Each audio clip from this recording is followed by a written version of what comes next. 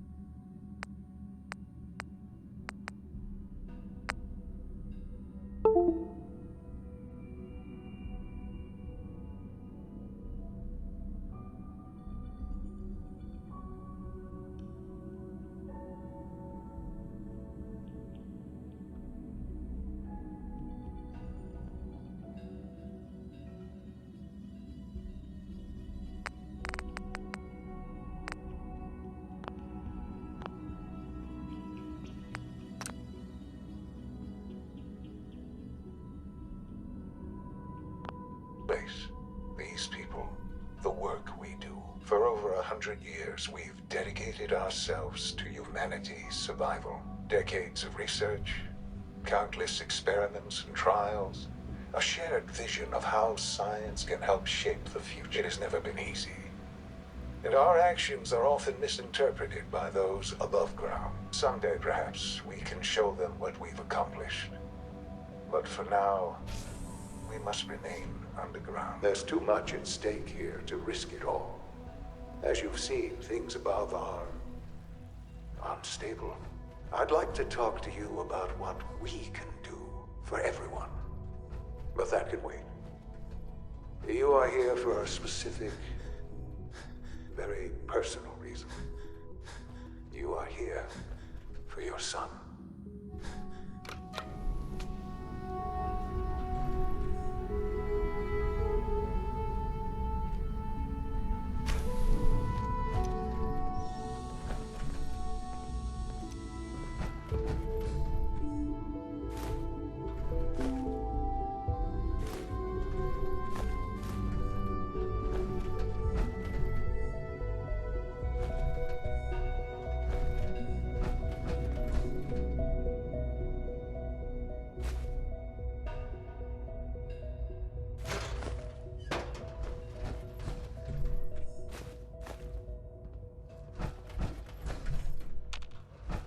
Useless.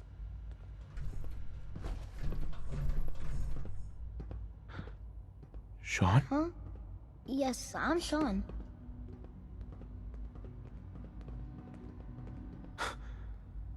Sean? Oh my god. It's really Who you. are you? These bad people, they stole you from Father, me. what's going on? What's happening? Sean, are you okay? You're not hurt, What's are you? going on? Father? Father! Shh. It'll be okay, Sean. I'm here I now. don't know you. Go away. Father! Father, help me! There's someone here, help me! Sean, please, calm down. I'll get you out of there. Father? Father, help me! He's trying to take me! Father? Father, help me! Sean. S923, recall code Cirrus. Fascinating, but disappointing. The child's responses were not at all what I anticipated. He's a prototype, you understand. We're only just now beginning to explore the effects of extreme emotional stimuli. Please try and keep an open mind. I recognize that you are emotional, and that your journey here has been fraught with challenge. Let's start anew. I am Father. Welcome to the Institute.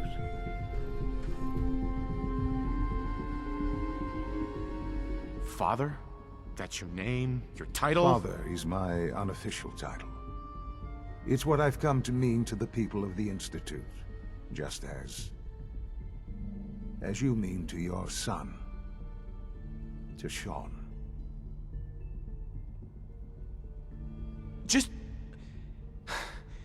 help me understand what's going on I here. promised answers, and answers you shall have. But I need you to realize that this situation is far more complicated than you could have imagined. You have traveled very far, and suffered a great deal to find your son.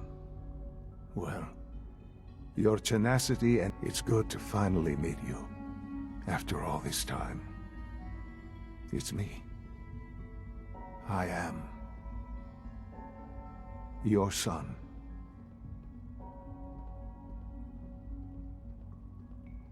It's really you? After all this time? Yes. It's true. In the vault, you had no concept of the passage of time. You were released from your pod and went searching for the sun. But then you learned that your son was no longer an infant, but a 10-year-old boy. You believed that 10 years Is it really had so passed. Hard to accept that it was not 10, but 60 years? That is the reality. Here I am, raised by the Institute, and now its leader.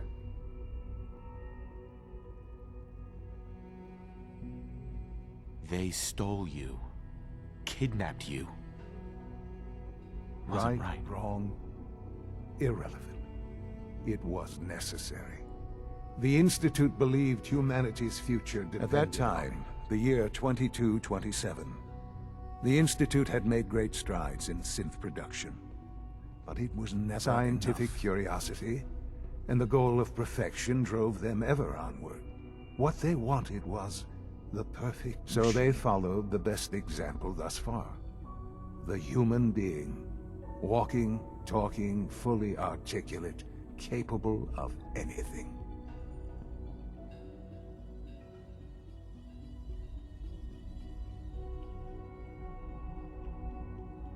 I think I see where this is going. Then perhaps you already understand why it was necessary for the Institute to acquire. The Institute endeavored to create synthetic organics. The most logical starting point, of course, was human. Plenty of that was available, of course. But it had all become corrupted. In this wasteland, radiation affected even in their attempts to shield themselves from the world above. Members of the Institute had been exposed. Another source was necessary. The Institute found me after discovering records from Vault 111. An infant, frozen in time, protected from the radiation-induced mutations that had crept into every other human cell. I was exactly in the Commonwealth. And so it was my DNA that became the basis of the synthetic organics used to create every human-like synth. I am their father. Through science, we are family. The synths, me, and you.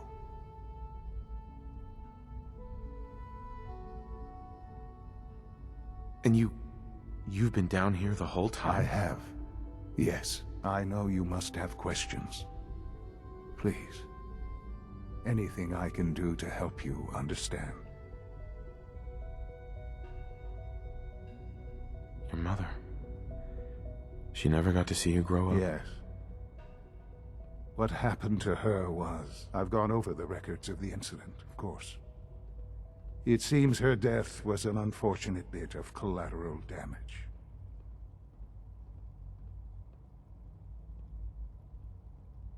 Sean, she loved you so much. I have no doubt. I'm afraid I have very little experience with those emotions. Having lived my life within the Institute. For many years, I never questioned who my parents were. I accepted my situation, and that, with old age comes regret. And asking what if more often. But what matters now is that you and I have a chance to begin again. What else can I say to ease your mind? Kellogg. He worked for you? Kellogg. He was an Institute asset long before I arrived here. It wasn't until I became director that I learned of all the things he'd done. what kind of man he was. You knew the man was a psychopath, but you used him anyway? Would you have preferred that I turned him loose on the Commonwealth? At least keeping him on a short leash kept the collateral damage to a minimum. The Institute took advantage of Kellogg's vicious nature. I will freely admit Institute technology prolonged his life, and his usefulness far beyond any normal human lifespan. He never failed the Institute, but his cruelty became more apparent with every completed objective. I won't lie. It's no coincidence your path crossed his. It seemed a fitting way to allow you, us, to have some What amount else can of I revenge, say? to ease your mind. So you're in charge of the Institute? I am the acting director, yes. I spent decades working to reach this point. It's a responsibility I take very seriously. It's important. It really is humanity's best hope for the future, no matter what those above ground might think of us.